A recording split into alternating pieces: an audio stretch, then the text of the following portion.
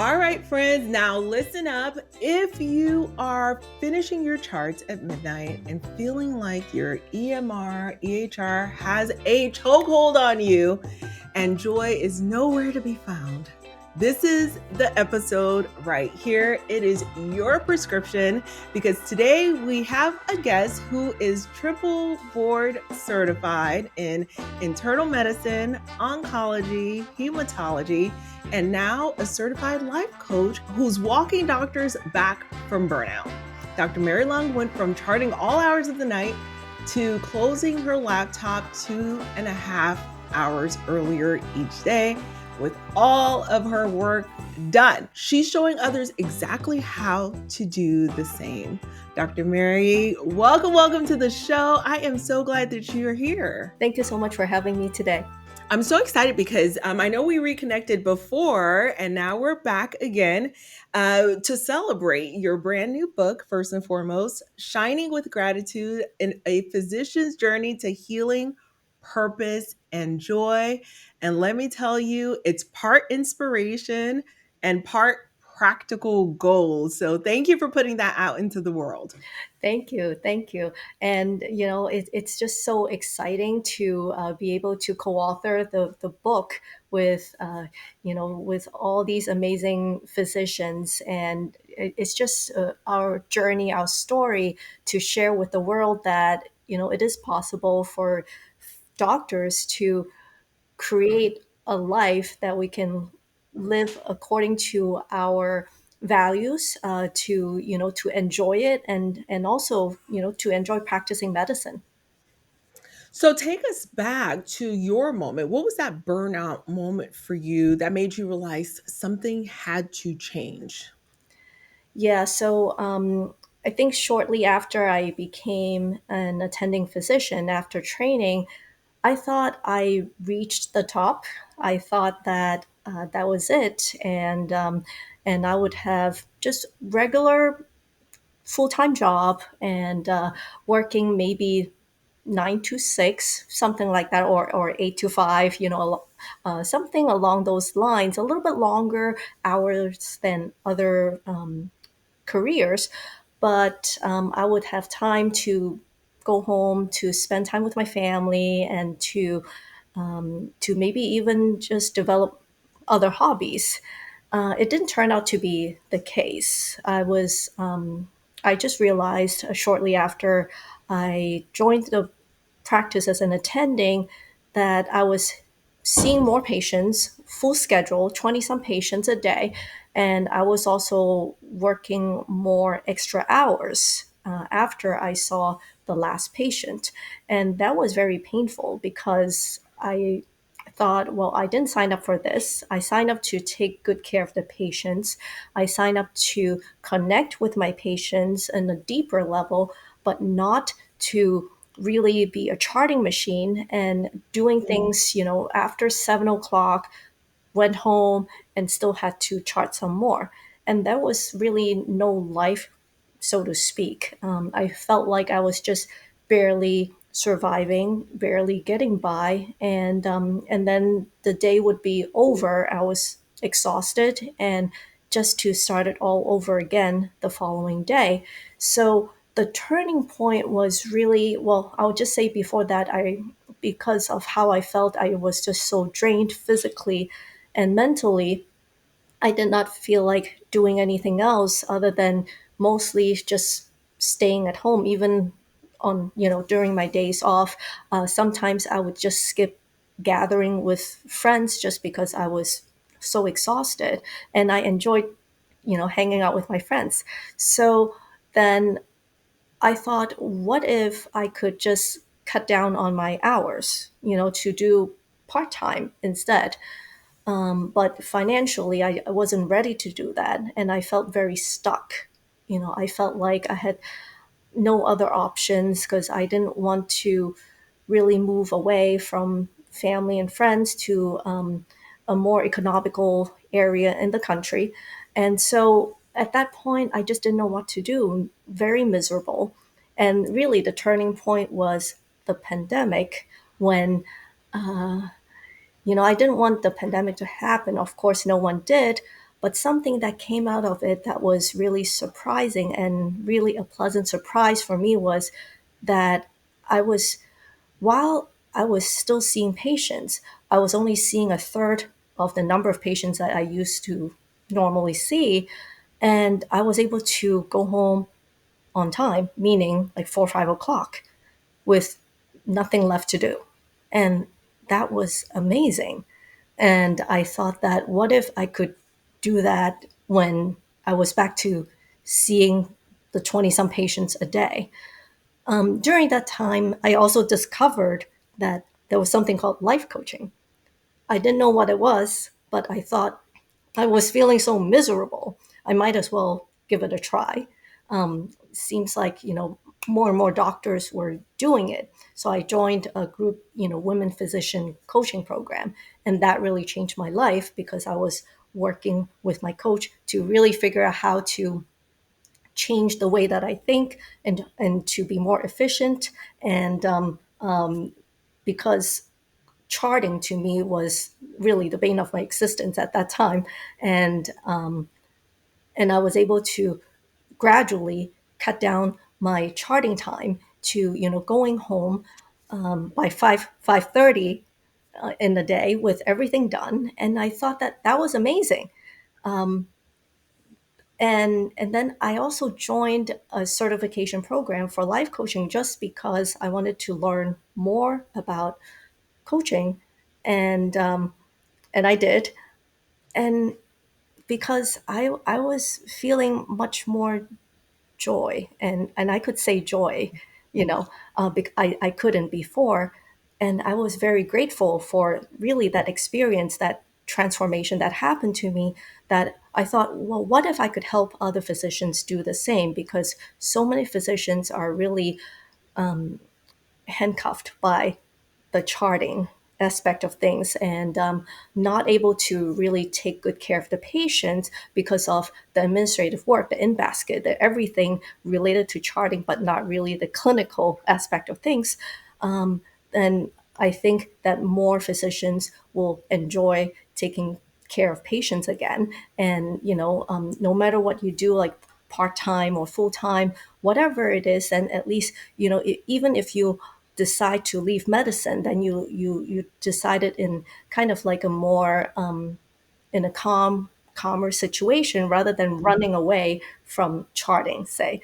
so Yeah. so that's how I started the coaching program, one-on-one for physicians, to really help them feel better, reclaim their time, and to enjoy life and enjoy practicing medicine again.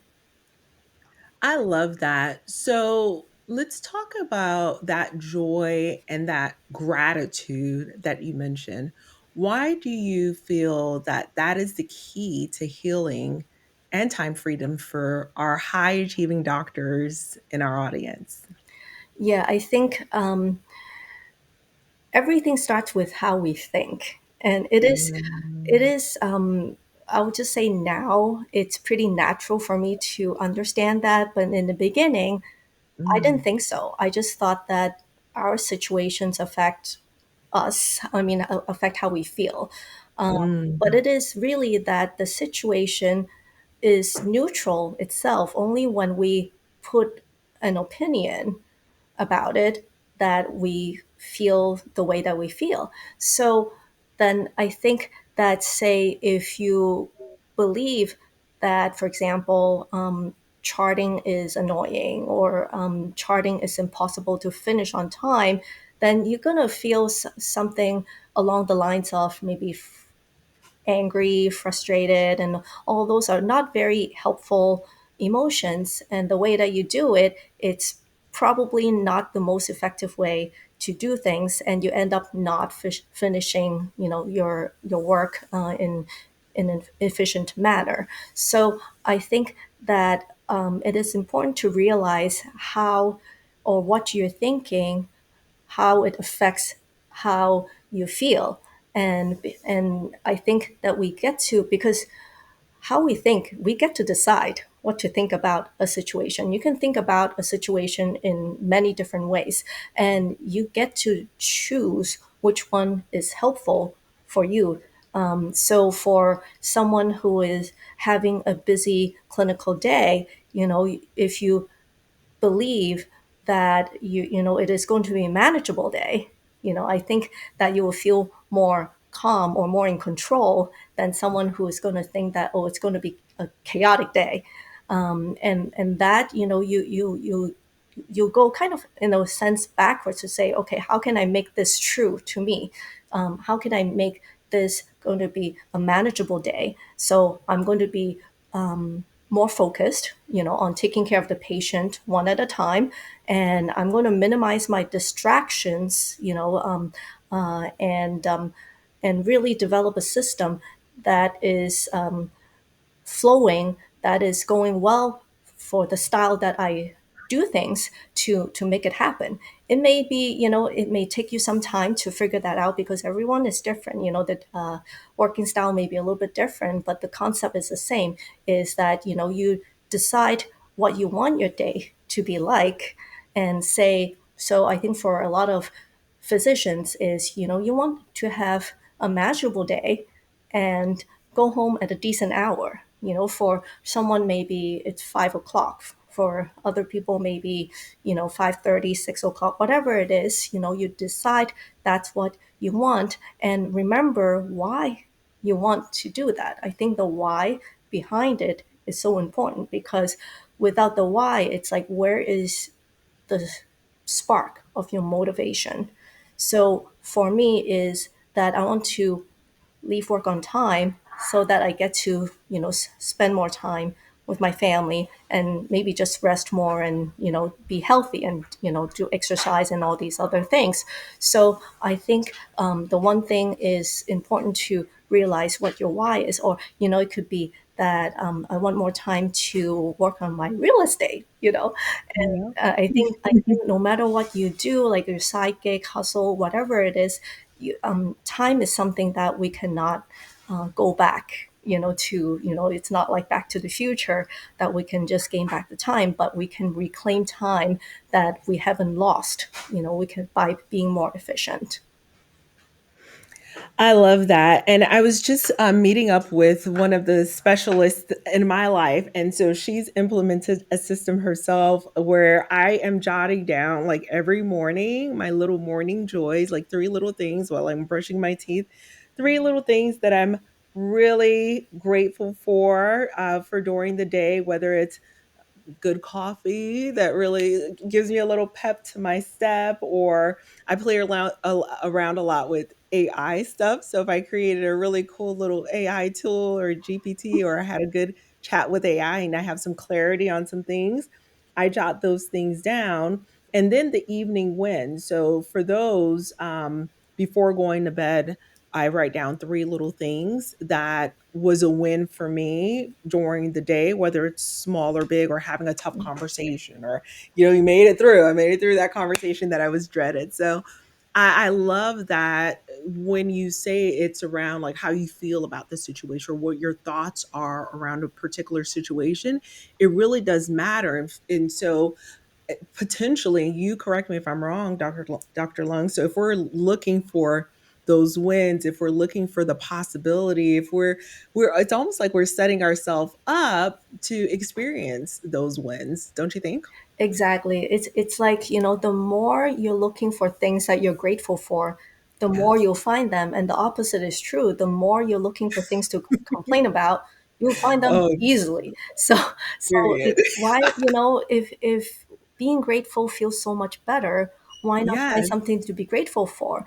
And that's Yes. exactly what I learned also from my oncology patients. I mean, Oh. yeah, so a lot of them are quite sick. They have advanced Yeah. cancer, even stage four cancer, and they're going through treatment, and Mhm. they are not waiting to die. They're doing the best to live, and I think that Mhm. attitude is really a good Wow. reminder for me every day that Mm. some patients they just come in.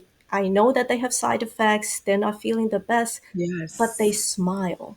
When they come into Mhm. a room or when I walk into the exam room, I can just sense Yes. their joy, their peace, not happy Mm. that they have cancer, of course, but it's Right. like, just be like, grateful that tolerated the treatment. Okay. Wow. Grateful for the That's hitting medicines. home. So I Yes. think that if someone with advanced cancer can be Yes. grateful for, Yes.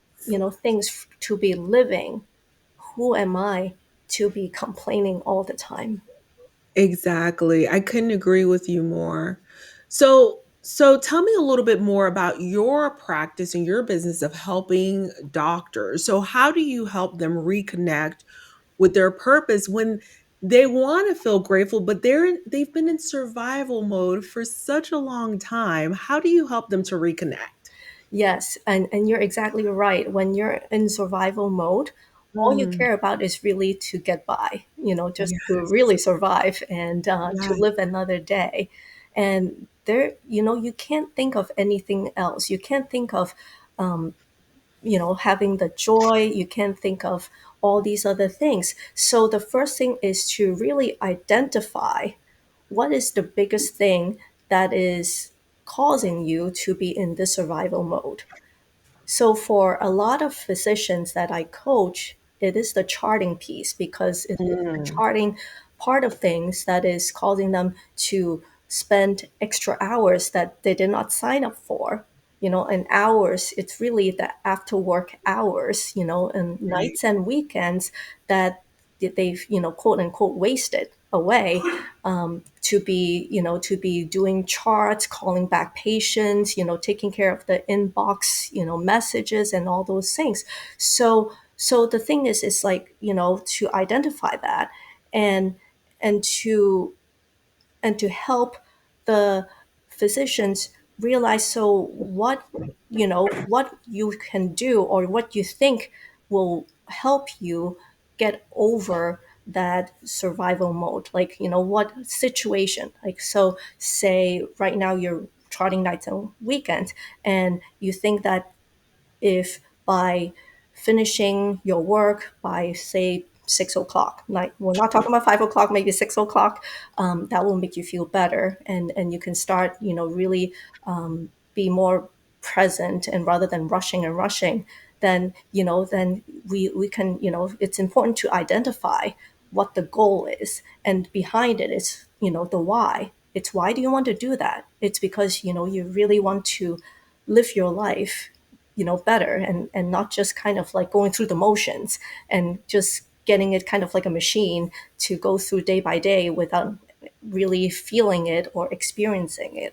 So Yeah. I think that is so important to just identify it and set your goal, and also Mhm. to believe that it is possible to do it, even though you may not know exactly how just yet. And just that, it is possible, that possibility is so important, because without that hope, you won't even try hard enough to get it done. So I think those are really important things to do, and then you can get into the more technical part of things. It's like, okay, for charting, of course, Yep. if you want to be more efficient, focus is very important. Mm, And to be able to focus is, even before you start working, is, you got to prep yourself yeah. physically and mentally. So physical part is really get enough sleep, Yeah. eat healthy food, Yeah. exercise, and Hydrate. I've got my hydrate, hydrate, hydrate. exactly. And I think, you brought up such a good point that, you know, yes, AI is your cheerleader, but we can be our own cheerleaders throughout the day. It Yeah. is such an important thing that, because we talk to ourselves the most in our lives. Mm, And the way that we talk to ourselves is so important. It really yes. can make your break or your day. And so, if you cheer yourself that day, hey, you know what, good job. You finished seeing one patient, now 19 more to go. Or it's like, okay, 10% done, keep up the good work. Or you know what, Yep. time to drink your water.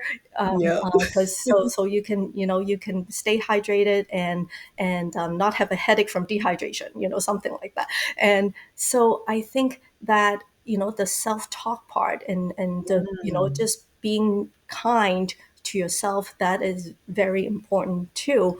And I think, that self-talk part with, incorporating your goal of, I am going to, I am going to finish my work on time so that I get to spend more time with my family, for example. That's usually how I remind myself throughout the day, because morning preparation is important, but throughout the day sometimes you forget, because we have so many thoughts that come up throughout the day, that it's good to remind ourselves that, hey, this is what we're doing, and this is why we're doing, and and allow yourself to really experience the present, the moment. And I think Mm, all these things, adding to the really the technical part of things, is like, okay, focus. yeah. You want to do just one thing at a time, and don't. Who told us, and not to interrupt Yeah, you, Dr. Lung, but who told us that multitasking was a good thing? It's the older I get, I'm like, that's a scam. Multitasking is a whole scam, right? The exactly. power is in the focus. The power is truly, I couldn't agree with you more. It's in the focus, right? Exactly. And multitasking is really, just say, if you try to do three things at the same time, you're just switching from number one, number two to number three, and number two and number three, whatever it is. And every time you switch, it takes you Mhm. time to settle down, or your mind to figure out, oh, this Yeah. is task number two now. And so Mhm. you end up spending more time to do those three things that you attempt to do together, rather Mhm. than one at a time. So I think, for that, for the charting part of things, it's also the same. So if you're able to take care of one patient at a time and finish with one patient before you go to the next one, then you can have Mm. a 100% focus on Yeah. that one patient at a time, and not thinking that, oh, I forgot to write that in that other patient's note, or, oh, I have to do that order, because that distracts you, and then you don't remember what your current patient is saying, or it's like, what was the exam again, so that all takes, seconds of your time. And if you add up, times 20, that's a lot of minutes. Mm. Oh, I couldn't agree with you more. Goodness gracious. So, what do you think, or I don't know if you have a recommendation for someone, like what is your grounding mantra? What is something that you tell yourself when you feel like the mindset, the words that you're telling yourself, we're not heading in the right direction? Because when you walk into a situation, sometimes it is a real life dumpster fire, right? So what is it that you tell yourself? What is a mantra that we can build upon, that we say yourself, to just keep ourselves from getting completely overwhelmed over and over again? And I think it's something that we can maybe, kind of store that in our pocket, especially for those who are listening right now, who are burnt out, who are feeling a bit bitter about the situation that they keep finding themselves in day after day. Yes. So I think, it starts with when you wake up in the morning. Okay. So when you wake up in the morning, you don't even have to get out of bed. Just notice what you're thinking. You may be thinking that, oh, it's another long day, it's a dreadful day, or, I don't want to go to work. All these things, and ask yourself, are those helpful thoughts? Are they really helping you to get Mm. through your day? I would say probably not so much. I mean, you'll get through the day, but maybe not as well as you think of your day differently. So, Mm. because our mind is so powerful, and we get to choose what to think, then, you can choose something else, like, say, today it's another day that I get to make a difference, or today is going to be a manageable day. So my sentence is, today is going to be a great day no matter what happens, because then I account for all the surprises that we get throughout the day, especially in medicine. Then, we get people who are sicker than we anticipated, and especially in emergency medicine, you don't know who is going to walk through the door, and very unpredictable. But you're like, you know what? I'm just going to control what I can control, and what I cannot control, I don't argue with the reality of it, but I use my energy, my focus, to figure out what to do about it. Because then, mentally, you're more fresh to focus on the solution, rather than arguing things that it's not helpful, because you can't go back time to change what has happened. I love that. So you're giving us a recipe for the start of the day. Now, say a busy doc's only got 15 minutes tonight. They're listening and then they're going to listen and prep themselves tonight. What's the best use of that 15 minutes for them to start changing this whole burnout story? I would say start with yes, coming up with a sentence you can use throughout the day, and start with the morning as I shared, and just remind yourself throughout the day that sentence. Be it be a manageable day, or I'm going to be in control, whatever it is. So come up with a sentence, and the sentence that you're comfortable and you believe in. So that's very important. That Um, part. and also practice to be your own cheerleader. You don't Mm, have to be like the cheerleading squad to do it out loud. You can just talk to yourself yeah. quietly. And the cheerleading part includes the appreciation and gratitude part. Mm, So meaning that, hey, it's great. I'm thankful for, oh, this patient is being, it's pretty straightforward. It can be anything, because yeah. really there is no police to determine or to say what you can be grateful for or not. You can be celebrating, you can be cheerleading on yourself for anything and everything. And why do we do that is because that kind of gives you that little boost of dopamine that will make you feel better. Mm. And that kind of fuel, it's sustainable, that can really get you through the day much better than when you're miserable, angry, frustrated, or stressed. I love that. And how often do we accomplish these amazing things? I mean, we're doctors, right? For crying out loud, and we never give ourselves a pat on the back. So I think this is the right time for us to be hearing this. Be your own cheerleader, right? Hmm. Give yourselves on a pat on the back. I made it to work on time. Sometimes it's just I made it to work on time. It's the little Yeah. things, and then it just compounds. I really really love that. All right, so a couple of rapid fire questions for you, Dr. Lung. What would you say are a couple of your favorite, let's say, books outside of the book we're recommending here? And we'll drop the link for that book as well. So are there any books or podcasts or even apps or tools that you're currently using right now that you're loving and it's really helping you out in your life or in your business? What are a few things that you highly recommend right now? Yeah, so for books, of course, I'll just have to show my book very quickly.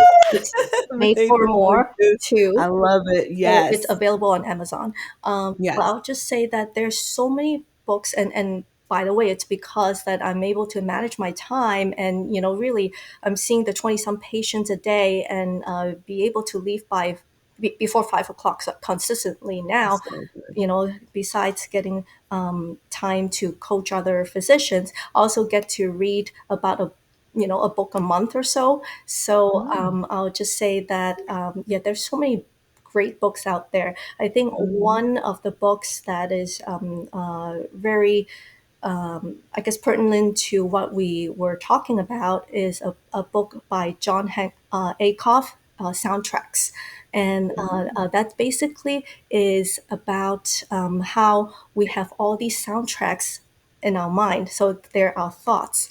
And we get to, turn the volume up or down of those soundtracks. And it's really like which one is more helpful. You want to turn that up, and the not so helpful soundtracks, you want to turn them down. You can never get rid of them because they're always going to be there.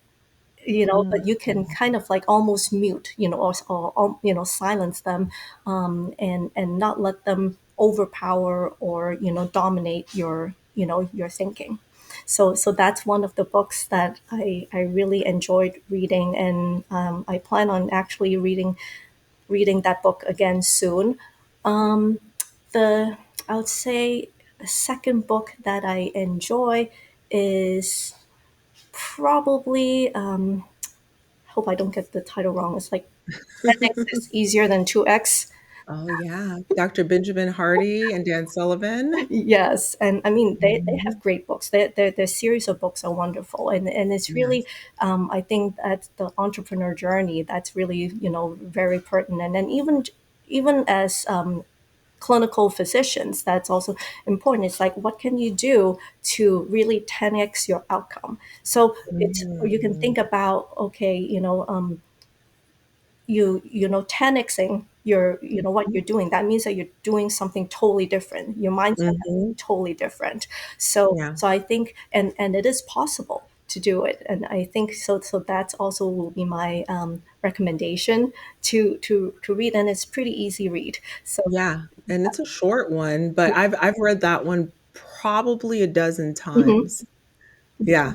I'm an audiobook listener, so I listened to 1.5x yeah, and I purchased a hard copy as well. I thought that was a pretty good read for sure. yeah, yes, Yeah, and the point of that book is if you're going for 2x what your output is right now, it's pretty linear. You can kind of see the path. However, if you're going to 10x your output or 10x your, setting your goals or 10x of your business, it's a radically different business. yes, It doesn't look anywhere near what your 2x would look like. So I found that to be really, really fascinating. mhm. I would say there were some really great thought exercises in that book for sure. Yeah, that's an I think I read twice, so I'm gonna read it again, like some later this year too. So it's yeah, Yeah. great book.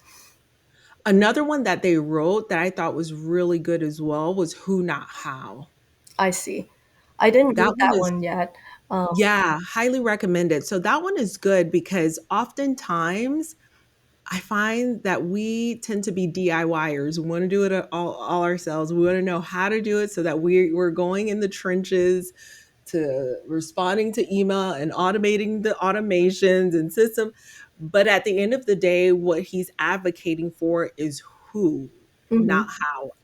Always ask who can do this at the level that I need it done, not necessarily how do I do this. And so I think the misconception, Dr. Lung, is we always want to know how, and I still struggle with that. I want to know how it's done. I want to at least attempt it for myself. And then I'm like, great, now I know how. I'm hiring it out.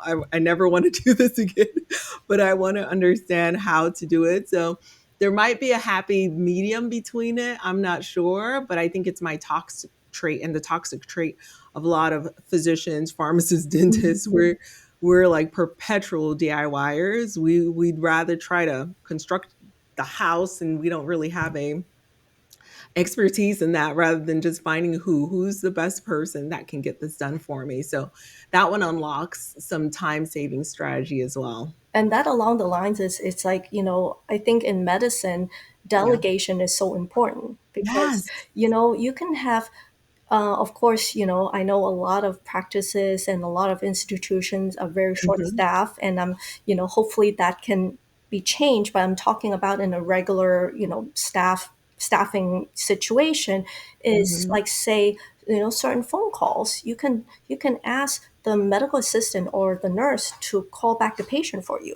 If it's like say for me, it's a lot of iron deficiency, say, like, yeah, I can just have the nurse call the patient and say that, hey, your iron is low, please take however many pills a day, something very straightforward. Then you if you have 10 of those phone calls a day, just imagine how much time you're saving by asking someone else to do it, because that extra time that you save, you can either see another patient or you have that extra time to use it to do something else. Yeah. 100%. Oh, this was so, so good. Dr. Lung, could you tell the people how to find you and how to access your books, your resources, and all of that good stuff? Yes, and yes, I offer one-on-one coaching for physicians who are just exactly who we talked about, who are stressed, overwhelmed, burned out, charting wee hours at nights and weekends to feel better, to reclaim the time so that they get to enjoy life or do whatever hobby that they want to do, real estate, whatever planning it is, and to enjoy practicing medicine again. So you can find me at on my website, www.shiningwithgratitudemd.com, and my email is shiningwithgratitudemd@gmail.com. And I'm also active on LinkedIn, Mary Leung MD, and Facebook, Mary Leung. Awesome. And that last name is spelled Leung. I just want to make sure everyone finds you.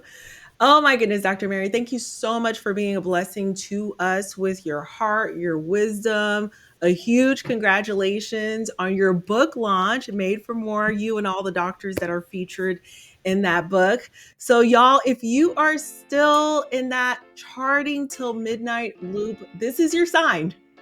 Grab Dr. Mary's book, find her in all the places. We'll drop all of her resources inside of the show notes. And by the way, if you're ready to trade in your burnout to breakthrough through real estate investing, give me a shout. And of course, this is Dr. Rachel Gainsborough. This has been the Luxury Rental Doctor Show, keeping your profits healthy and your spirits wealthy. See you next time.